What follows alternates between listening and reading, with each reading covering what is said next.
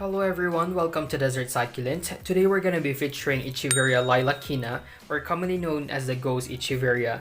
This specific succulent is a native to the northern part of Mexico in Central America, and yung kanyang botanical name na Echeveria Lilacina is due to the fact that yung kanyang leaves would be giving us this lilac color, especially nga during the colder months of the year. It will be giving us these spoon-shaped leaves, and it comes in the shade of silvery gray, and mapapansin din natin na yung kanyang leaf margins would be giving us this parang white na color, and at some parts like what we can see here, medyo may pagka-pinkish na nga yung kanyang color.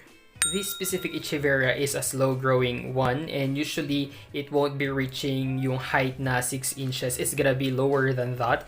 And if we're gonna be giving it yung kanyang ideal na setting that it needs, it could possibly grow from 8 inches to 10 inches tall.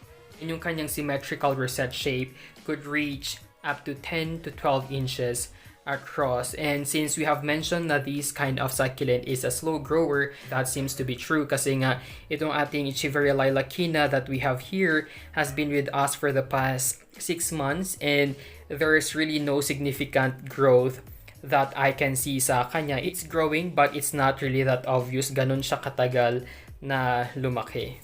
Our Lilacina ghost Echeveria would also be producing a pale pink flower at the end nga of stem, and usually yung kanyang flower has a fragrant. As with most succulent Echeveria plants, yung ating Lilacina would also love yung ating plenty of sunlight and warm temperatures, kaya you always need to consider kung saan nyo ba siya ilalagay. Kasi in my case nga, nakalagay siya dun sa ating rooftop where it receives an all day long na sun exposure, although I have provided a plastic sheet, so kumbaga medyo filtered nga yung ating araw just to provide them an extra protection nga against the sun pag masyadong malakas yung sikat ng araw. If we have plans of growing it indoors, we might as well consider a bright sunny window or anywhere basta natatamaan siya ng sikat ng araw. But syempre, if that's impossible, we can always make use of our artificial lights, such as nga yung ating mga grow lights. But generally speaking, with more sun exposure, it will be producing a more vibrant or brighter color, and definitely our sunlight would also help to give our plant stronger and sturdier leaves and stems. Kumbaga, mas matibay sila with the right amount of sunlight that they are receiving. It's best if we're gonna be watering our succulents, including these Lilacina, from below. Kumbaga, diretso sa ating pinaka-soil, avoiding nga yung kanilang pinaka-leaves. But sometimes, syempre, it's really impossible for us to avoid na malagyan yung kanyang pinaka-leaves. So we have to remove those water nga sitting on its main rosette, as it could possibly cause yung ating mga fungal infections and could possibly attract yung ating mga pests. And I only water them if talagang nag-completely dry na nga yung kanyang pinaka-soil. Although, if your succulent is talagang nakalagay sa ating rain or shine area, it also helps na maging mas matibay pa sila.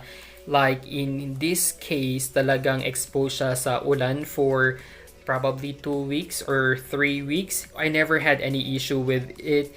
And siguro it helps na we are using a well-draining na soil mix. Kumbaga, one of the most essential things that you need to consider when growing our succulents is yung type ng soil that you're gonna be using. It should be well-draining as always.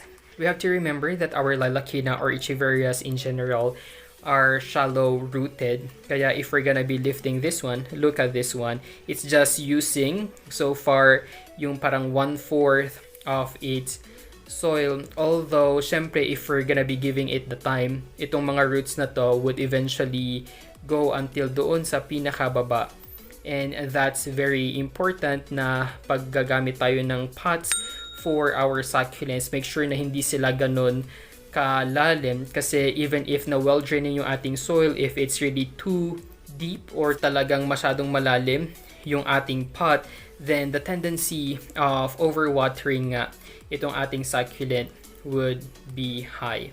So this one is just a 3-inch na pot from here until dito sa pinaka-top, but I'm just using siguro until here. Yung kanyang soil is just 2.5 inches. Just perfect for the size of my Lilacina sa ngayon. This one is yung ating loam soil, by the way. So grooming them is also very simple. And una nga dyan, we have to remove some of the unwanted na mga plants like these. We don't need them. And also, syempre, yung mga leaves, especially yung mga lower parts, would die off naturally from time to time. And if this happens, we have to remove them from time to time. Kasi itong mga dead leaves na to would create a hiding place for our pests, such as our mealybugs and our aphids. Ayan, so tanggalin natin yung mga yan.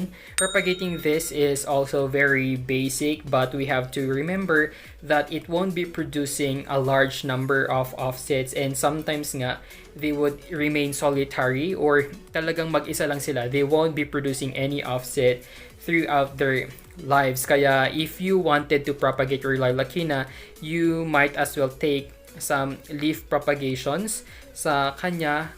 And that's it. So let's try to remove itong pinaka-bottom na leaves right here. Gently removing it from its stem.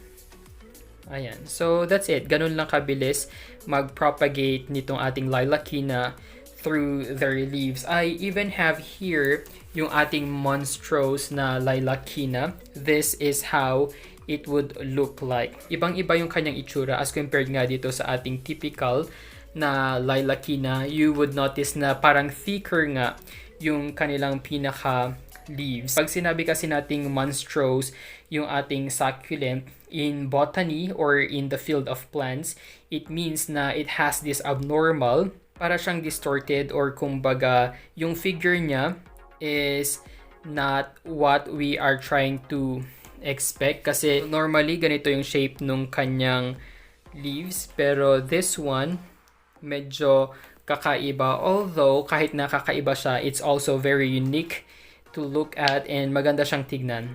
And syempre, pag-usapang propagation, kasama na din dyan yung beheading, or we're gonna be chopping off its head para nga we can have more offsets na tutubo sa new stems, and at the same time, yung na-behead natin na succulent, yung upper part, could also be planted into its own pot. The succulent is easy to grow and care for as long as we're gonna be giving yung kanyang right living conditions, yung ating sunlight, yung less watering natin. That's very important kasi with an excessive amount of water or moisture now, it could possibly lead to fungal diseases and rot, which would definitely kill our succulents. And it's important for us to provide a good ventilation or air circulation para naman magkaroon tayo ng magandang airflow around our plants. So sa akin, nandun sila sa ating rooftop. It's an open one, kaya talagang yung airflow doon is very nice. And that's all that you need to know for our Echeveria Lilacina. Thank you guys for watching. Don't forget to like and subscribe to our YouTube channel. You may also visit our Facebook page at Desert Succulent PH.